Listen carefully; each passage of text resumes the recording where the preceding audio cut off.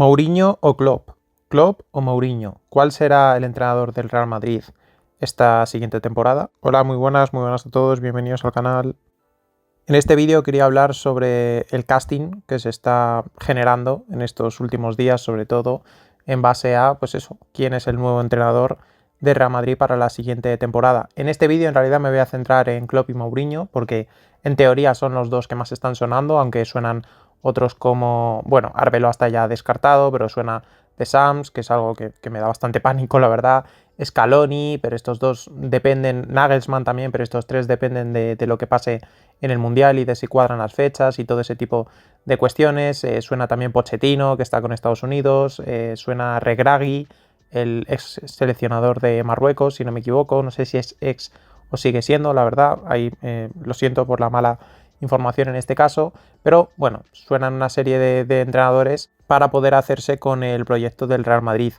Yo soy totalmente honesto, totalmente sincero. Creo que no hay entrenador que pueda realmente reconducir esta plantilla, o esa es la visión en la que he estado instalado durante prácticamente toda la temporada, ¿no? O sea, desde que parecía que Xabi Alonso ya no iba a ser lo que parecía que podía ser, ¿no? Lo que nos podía generar esa ilusión y que se podía trasladar luego al césped y a poder tener un proyecto serio. Desde ese entonces, aun sabiendo y diciéndolo de los primeros, que quizá no era la persona que tenía ese punto inteligente, empático a la hora de tratar según qué jugadores en esta plantilla, y creo que se ha acabado demostrando. Uno de los puntos que temía sobre Xabi Alonso era precisamente eso, el que no había gestionado ningún tipo de ego, ningún tipo de estrella, más allá de la de Wirtz, y Wirtz es un jugador que estaba iniciando su etapa y que se ha ido generando esa estrella en base a también lo que ha ido haciendo con Xabi Alonso. Entonces no es lo mismo que venir aquí al Real Madrid y encontrarte pues a los jugadores que nos hemos encontrado, ¿no? Antes de pasar a dar un pequeño informe sobre tanto Klopp como Mourinho, quería hablar sobre todo de lo que venimos, ¿no? Porque es muy importante señalar el hecho de que Ancelotti ha podido tener un periodo más o menos largo, porque los periodos de Ancelotti, creo que lo hice en su momento desde que salió del Milán, sus periodos han durado 2-3 años también. O sea, se habla mucho de los periodos cortos de José Mourinho porque exprime a las plantillas, pero Ancelotti con su mano izquierda, todos sus proyectos han sido 2-3 años desde que salió del Milán. Y salió del Milán en, ¿qué? 2004, 2005. O sea, una barbaridad, ha pasado por muchos equipos y siempre han sido así. Lo que pasa es que en el último periodo en el Real Madrid sí que pudo tener cierta continuidad y tuvo 4 o 5 años de proyecto. ¿Por qué? Pues por una anomalía que realmente es muy difícil de poder volver a encontrar en un vestuario como el de Real Madrid. Y es que se juntaron unos veteranos de muchísimo nivel, leyendas de este deporte, como son Karim Benzema, Luka Modric, Toni Kroos, parte también de Casemiro, Courtois, que además siendo portero pues no tiene ningún tipo de problema a la hora de saber quién va a jugar o quién no va a jugar. O sea, jugadores que además de ser legendarios no tienen ningún tipo de ego. O sea, son jugadores de equipo. Benzema es la estrella ofensiva que más puedes catalogar como jugador de equipo, no sé si que ha asistido incluso, o por lo menos de este siglo. Hay otros también, lo que pasa es que, claro, él tiene un nivel al que otros jugadores, como pues, por ejemplo Thomas Müller, que se me viene ahora a la cabeza, ni sueña, ¿no? Entonces, eso lo hemos tenido por un lado, y luego por el otro hemos tenido a una generación de jóvenes que se han ido creando a imagen y semejanza de estos líderes, de estos jugadores. Entonces, en ese vestuario no había ego, ese vestuario tenía la mezcla perfecta entre el jugador joven, la energía que te daba el jugador joven y la experiencia que te daba el jugador mayor. En base a haber compartido vestuario con Karim Benzema, se ha moldeado también Vinicius a nivel ofensivo. Recordemos esas palabras que siempre hay que recordar porque son historia de este deporte. Lo de no se la pases, se la decía Mendy, no se la pases que juega contra nosotros, hermano. Y luego ese mismo jugador ha acabado haciendo la mejor pareja que hemos visto en el último lustro con precisamente el jugador que decía al que no se lo tenía que pasar. ¿Por qué? Porque su evolución futbolística ha sido tremenda y no se puede entender sin su paso con Karim Benzema de compañero de baile, podríamos hablar. Pero ¿qué pasa? Que ese vestuario ha cambiado muchísimo, más allá de jugadores líderes en la etapa ya final, en la que también se sumó Rüdiger, un veterano también que dio mucho aporte a nivel de cohesionar el grupo.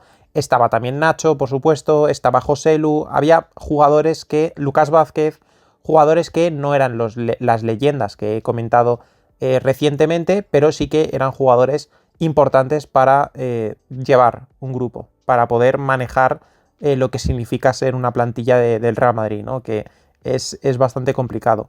Y parecía que habíamos incluso podido escapar de ese problema que pueden tener las nuevas generaciones, y es que pues ya no son los mismos jugadores a nivel de profesionalidad entendida como comportamiento, como respetar a las instrucciones que te da tu entrenador, porque te vas a creer más listo que cualquiera y vas a creer que siempre vas a tener que jugar más minutos de los que juegas. Parecía que habíamos escapado a eso, pero era porque estábamos hablando de un vestuario muy, muy anómalo para estar hablando de un equipo de la superélite como es el Real Madrid, ¿no? Al igual que no podemos hablar de plantilla A o plantilla B únicamente pensando en esa plantilla de la 16-17 del Real Madrid, porque esa plantilla es completamente irreal, y en caso de tener una plantilla similar va a durar un año, porque los jugadores obviamente no van a querer seguir estando, jugadores tan buenos del equipo B no van a querer seguir estando a la sombra del equipo de los titulares. Por mucho que hayan tenido ciertos minutos, van a querer seguir pudiendo desarrollar sus carreras en otros equipos que también son top, pero desde un punto de vista mucho más titular, mucho más protagónico, ¿no? Y es evidente que el vestuario ha cambiado. La llegada de Bellingham, en realidad Bellingham solo ha soportado un año competitivo con Ancelotti, el último año, pero después de eso pues ya se han terminado de ir Luka Modric, Toni Kroos, ya se fue Casemiro hace tiempo, ya se han ido todos estos jugadores, y ahora los veteranos que quedan en realidad, más allá de Courtois, que sí que es positivo, o Rudiger, pues tenemos mismamente a Carvajal, que tendría que ser uno de los protagonistas en positivo de la deriva del manejar el día a día de esta plantilla, y está siendo uno de los peores porque está ejerciendo de capitán para sus propios intereses y es lo peor que puede haber en un capitán. Luego está Fede Valverde también, que ha tenido ese conflicto con Xabi Alonso hasta el punto de vista de echarle junto a especialmente Vinicius, que es otro de los capitanes de ese vestuario. En este caso es cierto que podemos estar hablando de, pues como cuando pasó con Benítez y Cristiano Ronaldo y Luka Modric, ¿vale? O sea, podemos hablar de que a lo mejor estos dos jugadores identificaron que realmente Xabi Alonso no era la persona adecuada por una serie de circunstancias, al igual que Luka Modric y Cristiano, entre otros, pudieron identificar en su momento lo de Benítez. Bueno, eso no se sabe, el tiempo dirá. El caso es que Fede Valverde no ha tenido problemas con ningún otro entrenador en el Real Madrid, así que quizá sí que hay que darle ese punto de margen al uruguayo a la hora de poder establecer si ha sido positivo o no su forma de ser uno de los líderes de ese vestuario, más allá de otra serie de circunstancias que sí que puedan no gustar sobre el liderazgo de Fede Valverde a la hora de no meterse en ciertas tanganas, en ciertas peleas, de no hablar en ciertos partidos, de todo ese tipo de cuestiones que obviamente debería hacerlo, pero es cierto que desde hace unos años ese punto de liderazgo en el Madrid ha desaparecido, y más que de liderazgo, de responsabilidad, de comunicación, ha desaparecido en el Real Madrid, está claro, más allá de Courtois y ya cada vez menos. Y de esta manera llegamos a los dos candidatos, Klopp y Mourinho. Voy a empezar por el alemán. A ver, el tema con Jürgen Klopp, los dos entrenadores, ni que decir tiene, son dos de mis favoritos. Bueno, decir eso, digamos, estaría faltando a la verdad. Está mi favorito indiscutible, que es José Mourinho, seguramente la persona del mundo del fútbol a la que más venero, si es que venero alguna, es a José Mourinho. Y luego está Klopp, que me encanta. Creo, seguramente el Borussia Dortmund suyo y el Liverpool han sido dos de los equipos que más he disfrutado, pero con enorme diferencia, o sea, dos equipos impresionantes. Sigo soñando con ese Borussia Dortmund que formó Jürgen Klopp, pese a que en parte nos eliminó, pero bueno, sigo soñando con ese auténtico equipazo. Pero es cierto que hay una serie de puntos que me gustaría hablar sobre Jürgen Klopp, ¿no? Y es que es un entrenador que ha tenido proyectos largos, que eso ya de por sí no encaja realmente con el Real Madrid, ya que, por lo que estoy diciendo, el Real Madrid difícilmente va a tener entrenadores de proyecto largo, porque en el Real Madrid, proyecto largo significa en el Real Madrid que vas a ir ganando durante todos esos años, y eso sabemos que no pasa, porque encima en la Liga Española, además de las cosas que ya sabemos, tienes al Barça, entonces es difícil que vayas a mantener un proyecto largo siendo ganador y no teniendo momentos en los que el Barça te vaya a pasar por encima, te vaya a adelantar por muchas de las cosas que ya sabemos, ¿no? Entonces, proyecto largo aquí, difícilmente. Proyecto largo significa también tener paciencia. O sea, tener paciencia quiere decir que va a haber momentos malos, va a haber temporadas malas y aún así los que dirigen el club e incluso la afición van a estar todos de acuerdo en que lo mejor para la deriva de ese club es que sigas manteniendo al entrenador pese a que hayas tenido una mala temporada. Recordemos que Jürgen Klopp se ha llegado a caer de la Champions League, ¿eh? O sea, imaginaos que un entrenador aquí en el Real Madrid se cae de la Champions League y al año siguiente sigue. O sea, creo que eso es absolutamente impensable aquí. Entonces, eso por supuesto hay que tenerlo muy en cuenta. Luego, además, Jürgen Klopp ha cogido equipos en la sombra. Es decir, el Borussia Dortmund estaba a la sombra del Bayern de Múnich. El Liverpool estaba a la sombra, bueno, del Manchester City y de varios otros, porque el Liverpool no cogió ni mucho menos al segundo equipo de Inglaterra, ni mucho menos. Ahora en el Real Madrid no podemos decir realmente que un equipo con Vinicius, Bellingham y Mbappé, por mucho que el césped esté diciendo eso, no podemos decir que estamos a la sombra del Barça. El Madrid casi nunca está a la sombra, como mucho en esa etapa en la que precisamente vino Mourinho en 2010. Ahí sí se podía considerar que estábamos a la sombra porque además veníamos de un periodo en el que Madrid no había sido ganador y llevábamos muchos años sin ser ni siquiera competitivos en Europa. No es el caso. Entonces es uno de esos puntos que en realidad juega en contra del alemán. Luego además el estilo de juego de Jürgen Klopp es absolutamente espectacular, es fútbol directo, no hay especulación defensiva, es un entrenador muy parecido a Flick en ese aspecto, pero aquí hay 2-3 pautas que son absolutamente innegociables. Es clave, absolutamente clave, el compromiso de todos los jugadores, especialmente desde el punto de vista defensivo. ¿Por qué? Porque sus equipos se han caracterizado por una asfixia a nivel tremendo a la hora de recuperar el balón rápido y arriba. Porque él lo que quiere es verticalidad. No es tanto de contragolpe, que sí, obviamente, sino de robar arriba y de asfixiar al rival. Entonces, ahí no puede haber ni un solo exento. Si tú piensas en las plantillas que ha tenido Jürgen Klopp, todos han ido, eso, como auténticas pirañas. En el momento en el que una o dos piezas de ese engranaje fallan, el resto del colectivo va a acabar sufriendo una barbaridad. Yo siempre he dicho que se habla muy poco del trabajo físico, de la preparación física, que entiendo que no será solo Jürgen Klopp, será su equipo, que tuvo en el Liverpool, porque es una locura. O sea, es una de las cosas más salvajes que yo he visto. Como un equipo tan absolutamente frenético, partido tras partido, que no era como el Madrid, que especulaba una primera parte y luego una segunda, un tal. No. Al 100% casi durante los 90 minutos de cada partido. Y ha sido un equipo que ha tenido muy pocas lesiones, especialmente en su etapa premium, podríamos decir, pese a ir al 100% a todos los partidos. O sea, eso es una locura. Y yo ahora mismo, sinceramente, no me lo espero en el Real Madrid. Luego, otro de los puntos es que Jürgen Klopp, si os fijáis, Borussia Dortmund y Liverpool, ¿qué tienen en común?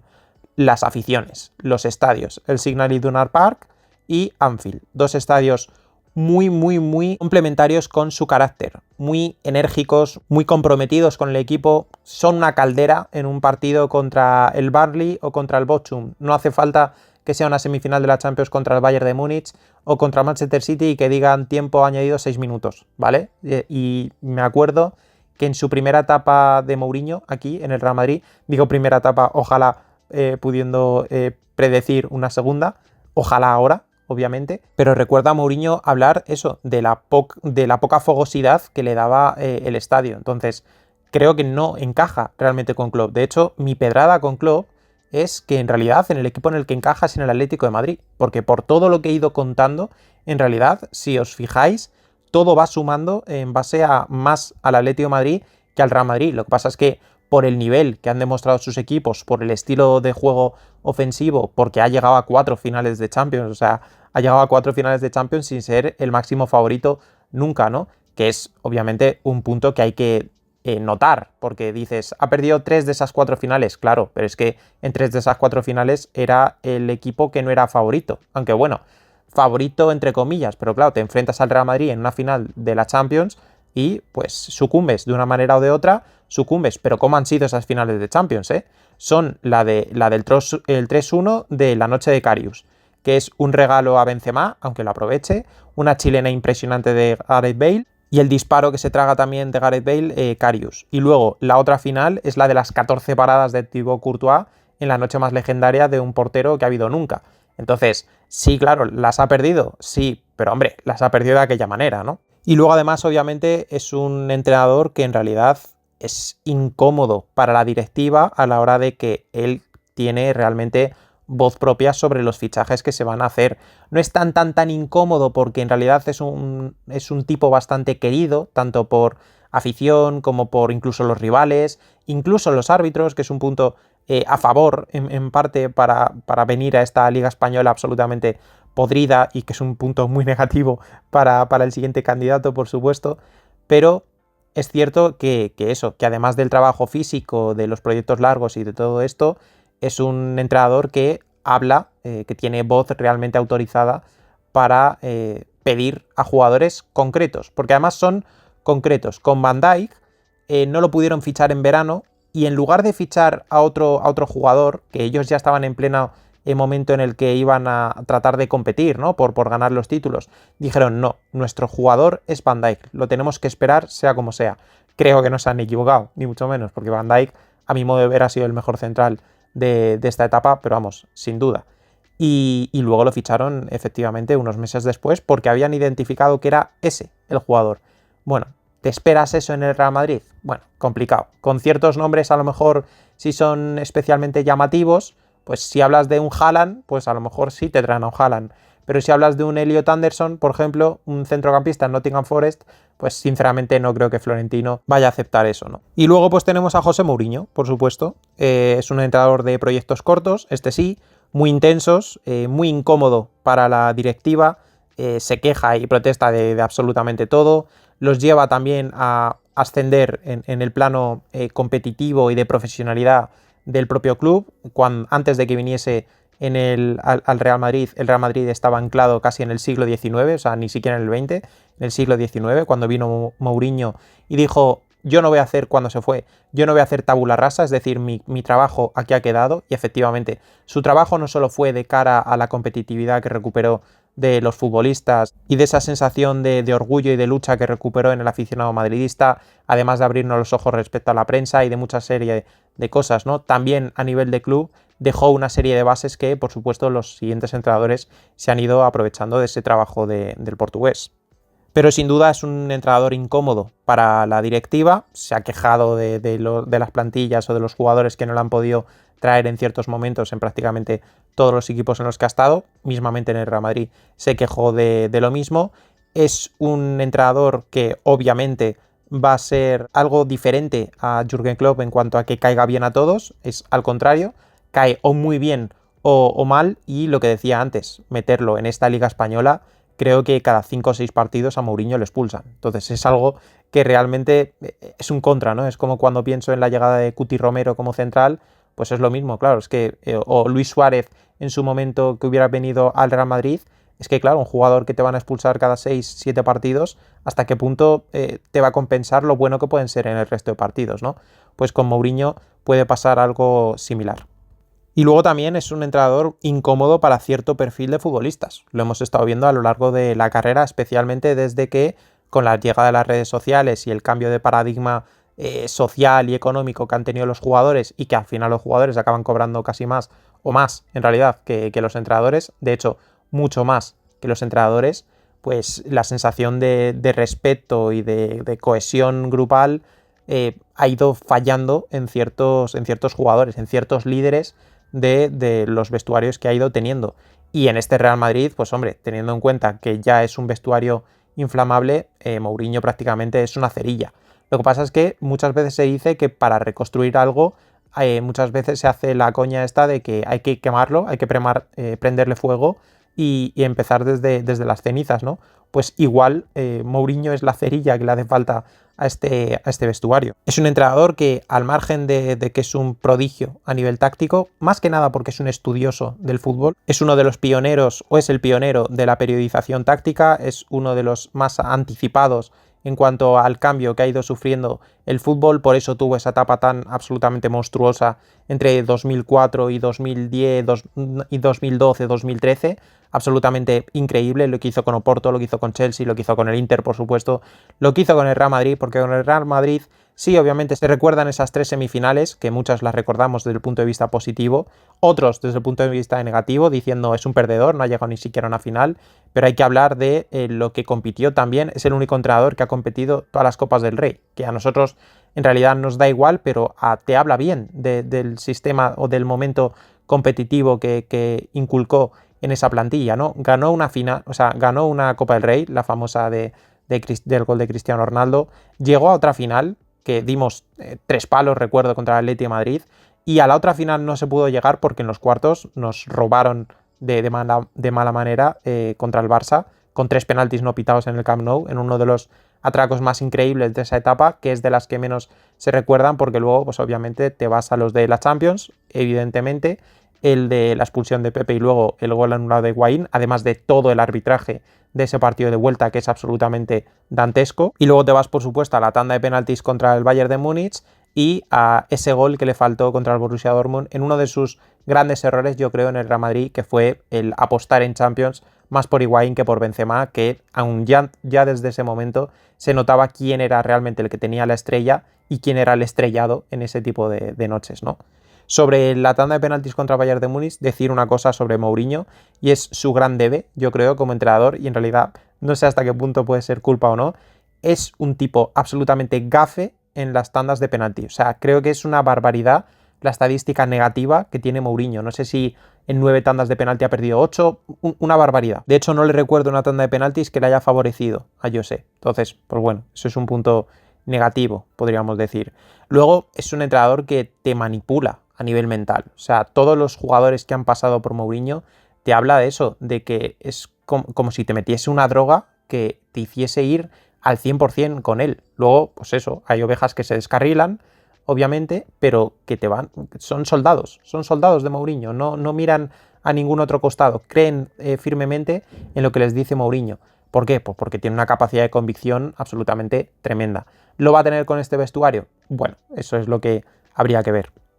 En cuanto a su estilo de fútbol, este sí que es fútbol de contragolpe, en robar arriba por momentos concretos, combinaciones rápidas, por supuesto, y es también de bloque bajo, compacto, cuando toca, y momentos en los que, en algún vídeo os lo he dicho, momentos concretos en los partidos en los que el rival no sabe ni cómo se llama, porque es como si le pegase, como si le diese un botón y los jugadores subiesen 10 metros más, empezasen a descolgarse en ataque y genera una avalancha de fútbol que, si tienes a jugadores que luego te puedan ser concretos a la hora de adelantarte en el marcador y ir aumentando esa distancia, pues pasa lo de la Liga de los Récords, ¿no? Que 121 goles es la máxima marca que ha tenido en ningún equipo en la Liga Española y es de ese Madrid Mourinho. Sobre Mourinho, 2 puntos absolutamente interesantísimos que tocar.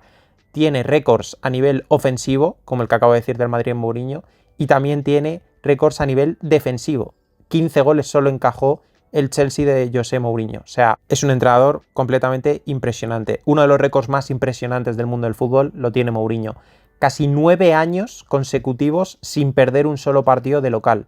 Y eso que estamos hablando de periodo comprendido en Oporto, en Chelsea, en Inter, y se acabó fastidiando en el Real Madrid en una visita del Sporting de Preciado, si lo recordáis. Pero casi 9 años sin perder un solo partido de local. Es una de las estadísticas más brutales del mundo del fútbol y más difícilmente alcanzables, al igual que los 121 goles en Liga Española y los 15 goles en contra en Premier League. Luego, sin duda de Mourinho estamos hablando de un ganador. O sea, sobre Klopp se me ha olvidado decir una cosa, y es que es un ganador en realidad que no ha ganado tanto, por lo que digo. Ha tenido esas finales perdidas y luego además se ha enfrentado al monstruo de 7 cabezas que ha sido el Manchester City en la Premier League. O sea, estamos hablando de que el Liverpool perdió una Premier con 96 puntos, si no me equivoco. O sea, es una completa locura.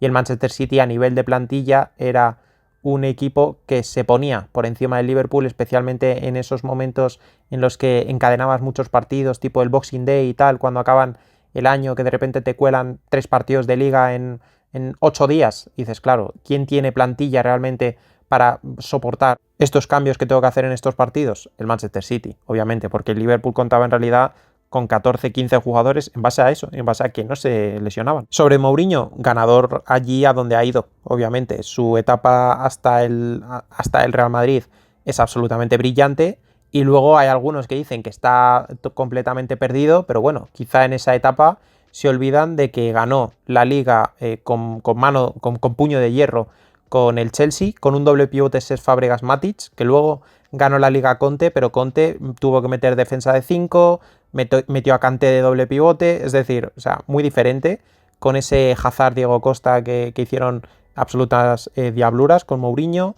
Luego, por supuesto, tenemos su periodo en el Manchester United, que algunos los dan como fracasado. Eso es evidente que no tienen ni puñetera idea de lo que fue ese proyecto de Mourinho. Ganó 3 títulos, una Europa League, al Ajax, que al año siguiente nos acabó reventando a nosotros, es decir, el Ajax que terminó explotando lo maniató en esa final de la Europa League.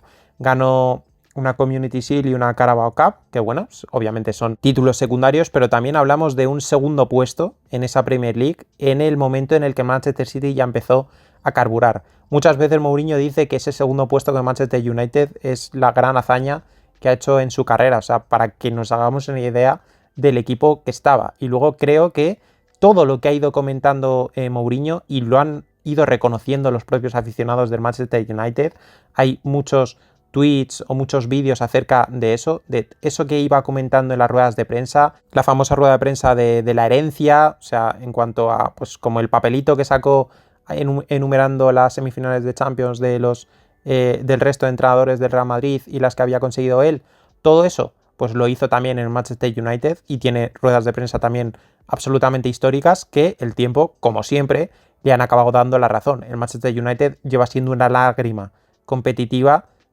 desde antes de la etapa de Mourinho y post etapa de Mourinho. Luego en el Tottenham quiero recordar un par de cosas, y es que aquí se habla mucho de que el Madrid se fue a una temporada con 2 centrales. Bueno, el Tottenham tuvo la brillante idea de afrontar una temporada con un único 9 que era Harry Kane. No tenía ni un delantero suplente. O sea, luego lo acabaron fichando a la temporada siguiente a Carlos Vinicius, si no recuerdo mal el nombre, pero no tenía 9 suplente. Aún así, el Tottenham iba bastante bien, de hecho, iba muy muy bien. Lo que pasa es que tuvo al mismo tiempo lesionados a Harry Kane y a Heung-min Son. Ahí se le fue por completo las posibilidades que tenía ese equipo. Además, defensivamente empezaron a tener grietas por todos los lados. Era un equipo bastante compacto. De repente empezaron a tener problemas y recuerdo que había una estadística que más del 70 y muchos por ciento o el 80% de los goles que había recibido el Tottenham estaban siendo en base a errores individuales de la zaga defensiva. O sea, un auténtico disparate. Y también he de recordar que en su último año Mourinho fue despedido habiendo llegado a una final de la Copa. O sea, estaba ya en esa final de la Copa contra Manchester City y tuvieron la brillante idea de sacar a José Mourinho antes de llegar a esa... Bueno, antes de jugar esa final. Y luego en la Roma estamos hablando de que ganó el primer título del conjunto italiano desde 2008, esa Conference League, y además al año siguiente llegó a la final de la Europa League, que perdió contra el Sevilla, que le robaron porque no le pitaron un penalti absolutamente escandaloso por mano de no me acuerdo qué jugador, y la volvió a perder en la tanda de penaltis. Como antes os he dicho que era 8 de 9, creo que han sido 10 de 12 tandas perdidas por parte de Mourinho en su carrera. O sea, es una cosa increíble lo de la tanda de penaltis. Y no solo era el primer título de la Roma desde el 2008, sino era el primer título europeo de un equipo italiano desde el 2010. Título que evidentemente me estoy refiriendo a la Champions League que ganó el propio Mourinho en el Inter. Luego además pasó al Fenerbahce, esa sí que es su etapa más negra, podríamos decir. Además se mete en la locura del fútbol turco contra un rival que tenía bastante buena plantilla, como era en ese caso el Galatasaray. Para los que dicen que Mourinho se ha calmado mucho más, no sé qué, no sé cuántos, bueno, a vuelta de destapar todo el tema arbitral que rige el fútbol turco, o sea que no está ni mucho menos calmado en ese aspecto. Y en cuanto a su paso por el Benfica, bueno, nos dio Matarile en el partido ese de la fase de grupos, de 4-2, y que podría haber sido mucho peor. En la eliminatoria la pasamos, pero sufrimos bastante. Y a día de hoy es el único equipo europeo que lleva 0 derrotas en su liga. Entonces, eso de que Mourinho está acabado, pues ni mucho menos. Lógicamente no es el Mourinho que tuvimos o que pudimos ver al empezar su carrera, obviamente, pero es que ese Mourinho es absolutamente inabarcable lo que hacía, lo que hizo ese entrenador, especialmente eso desde el punto de vista de la novedad en cuanto a el carácter, a la forma de preparar a sus equipos, de meterse en las cabezas de los jugadores. O sea, era un Mourinho absolutamente sideral. Ahora seguimos viendo a un gran entrenador de fútbol porque lo decía antes en Twitter, lo decía el otro día, que esto no es como los yogures, o sea, no tiene caducidad. Los jugadores sí tienen caducidad porque obviamente en el momento en el que las piernas no les responden igual, pues obviamente van a ir perdiendo su capacidad de afrontar y de ser decisivos. Pero un entrenador, encima una personalidad, un carácter, un tipo estudioso como es José Mourinho, no es un entrenador que vaya a caducar ni mucho menos. ¿Porque ha ido cogiendo cada vez equipos peores? Esto es bastante evidente. Si ya has ido tocando los grandes clubes de Europa, está claro que no te vas a meter en los equipos contrarios. Es decir, si te has metido en el Madrid, no vas a entrenar al Barça. Si has entrenado al Inter, no vas a entrenar al Milán. Si has entrenado al Manchester United, difícil que vayas a entrar al City o al Liverpool. Además de que esta serie de equipos también han tenido sus entrenadores de etapa larga. Entonces, evidentemente, si no vas a volver ya a los equipos en los que has estado y tampoco puedes estar en los contrarios, no te queda otra que seguir bajando de nivel o ir cambiando de ligas. O sea, eso es algo bastante evidente. Además de que, esto lo he dicho constantemente, sí que en lo que se nota que ha sufrido Mourinho en este cambio de paradigma en cuanto a su capacidad para manejar vestuarios, está el hecho de que con las redes sociales y el cambio social que han sufrido los futbolistas, que ahora son, bueno, dicho mal y pronto, antes eran unos hombres, antes entrenaba a hombres y ahora son unos niñatos. O sea, es que esto me parece que es bastante evidente y es obviamente una personalidad tan fuerte como es Mourinho, que es un tipo que, dicho por algunos jugadores, hizo llorar al propio Cristiano Ronaldo. Pues evidentemente estamos hablando de una personalidad muy muy fuerte y son jugadores que no quieren bajo ningún concepto que les digan lo que hacen mal y menos delante del resto, y eso pues Mourinho no es así y es evidente que eso sí que puede ser el debe que le ha podido ofrecer a Mourinho un final de carrera no acorde con su inicio. Sobre Mourinho una cosa, y es que las tres estrellas o estrellitas, como lo queráis decir, del Real Madrid, Mbappé, Vinicius y Bellingham, los tres han demostrado admiración hacia el portugués, y eso que es ciertamente curioso porque su mejor etapa, digamos, que le ha pillado a estos jugadores siendo niños o medio adolescentes, o sea, por la edad, el más mayor de estos es Kylian Mbappé, que hablamos de 28 años. Fijaos, Mourinho ganó la primera Champions con el Oporto en 2004 y la del Inter en 2010. O sea, fijaos la edad que tenían estos jugadores. A pesar de eso, el trabajo de Mourinho es uno de esos que no pasa desapercibido y que aunque no lo hayas vivido, sí que te lo han contado como si estuvieras en primera persona. Y estos jugadores, ya digo, tienen una profunda admiración por José, que es una de las poquitas cosas que me hacen pensar que, ya digo, no las tengo todavía todas conmigo porque creo que esta plantilla es muy muy difícil de poder reajustar, pero si hay una pequeña mínima esperanza que puedo tener es precisamente en Mourinho. Me dolería muchísimo que se quemase este entrenador, es decir, que este entrenador no funcionase, que no funcione cualquier otro. Lo que me va a doler es únicamente por el Real Madrid, obviamente. Y aquí lo primero que me va a doler es por el Real Madrid, porque voy a ver que mi equipo a la deriva, pero es que encima, yéndose a la deriva, también va a arrastrar hasta el fondo a José Mourinho, que es algo que no querría, ¿no? Pero tanto, ya digo, Jude Bellingham con ese gesto que tuvo la madre de que tenía profunda admiración hacia Mourinho y estaba cubriendo para una televisión, no me acuerdo en ese caso de qué país era, pero que Bellingham se le acercaba, le decía, oye, que mi madre te admira mucho, si te puedes sacar una foto, tal. O sea, admiración completa. El propio Mourinho decía que estaba enamorado de Jude Bellingham cuando tenía 17 años y estaba debutando en el Borussia Dortmund. Lo decía de cara a, no me acuerdo si era una Eurocopa o un Mundial, en base a los jugadores que podía hablar bien del seleccionado inglés. Luego también declaraciones buenas de Vinicius hablando del propio Mourinho en conversaciones, en entrevistas que ha tenido. Si no recuerdo mal, una con Ibai en un coche que le pregunta por Mourinho y habla muy bien de él.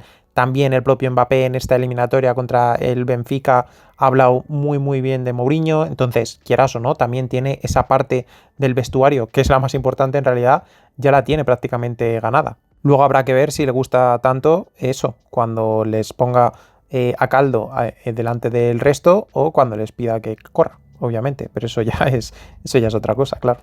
En fin, por todo esto, creo que sinceramente mi apuesta sería Mourinho. Klopp, además, creo que está muy cómodo en el puesto que está ahora mismo encargándose de toda la factoría Red Bull. Seguramente vaya a cobrar incluso más de lo que le podría pagar el Real Madrid, y por todo lo que he dicho, todos estos argumentos que he dado y seguramente alguno más que se me haya quedado en el tintero, creo que sinceramente ojalá, es uno de esos sueños, yo creo que imposibles. Lo de los entrenadores mundialistas, pues al final vas a depender de las fechas en las que vayan cayendo y si realmente acaban siendo entrenadores que vayan a tener perfil Real Madrid, porque muchos son esos, son muy abonados al punto de vista de haber sido seleccionadores, es decir, de estar fuera de la corriente del día a día del club, cosa que obviamente es absolutamente decisivo.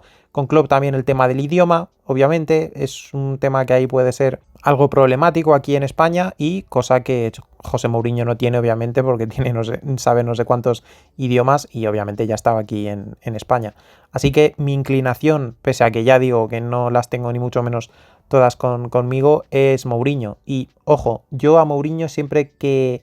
Es mi gran espina, futbolísticamente hablando, que Mourinho y Özil, meto a los dos, se hayan ido del Madrid sin Champions, es algo que me va a doler toda la vida y espero poder resarcirme en el caso de Mourinho, claro, el Özil ya es otro tema, pero he de decir que pese a que siempre he querido, obviamente, la vuelta de José Mourinho, yo recuerdo perfectamente hubo un momento en el que parecía que podía venir al Real Madrid, dos momentos incluso, y que en ese momento, sin embargo, no me parecía que fuese el encaje adecuado. O sea, es decir, no estoy yendo a Mourinho únicamente porque ponga por delante a Mourinho de la necesidad del Real Madrid.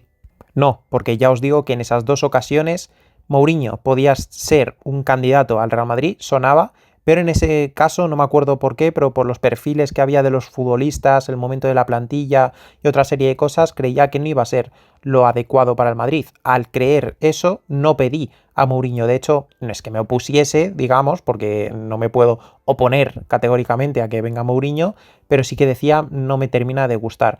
Ahora es otro momento muy distinto. Ahora, teniendo en cuenta el panorama que tenemos en este momento en el Real Madrid, creo que si hay... No confío en nadie, o sea, de verdad lo digo, pero si hay alguien en el que puedo mínimamente confiar en que puede sacar adelante esta plantilla sin sacar a Vinicius, a Mbappé, a Bellingham, sin sacar a nadie importante de esta plantilla, creo sinceramente que es José. Y nada más, este ha sido el vídeo, espero que os haya gustado, ha sido extenso, pero bueno, quería tocar esos 3 puntos, Mourinho, Klopp y también esa entradilla con lo de Ancelotti. Si os ha gustado, dejad un like, suscribíos si no lo estáis, si os gusta el contenido que hago y dejad en los comentarios cuál es vuestra opinión acerca de pues lo que he dicho yo, incluso mi pera mental esa de que Klopp pegaría más en el Atleti de Madrid, si queréis ver a Mourinho o si no, cuál es vuestra opción, que a lo mejor no ha sido ni siquiera tocada en este vídeo. Bueno, lo que queráis ya sabéis, ahí tenéis la caja de comentarios para poner lo que queráis y por supuesto os leeré y os contestaré como hago siempre. Y nada más, nos vemos en el siguiente vídeo.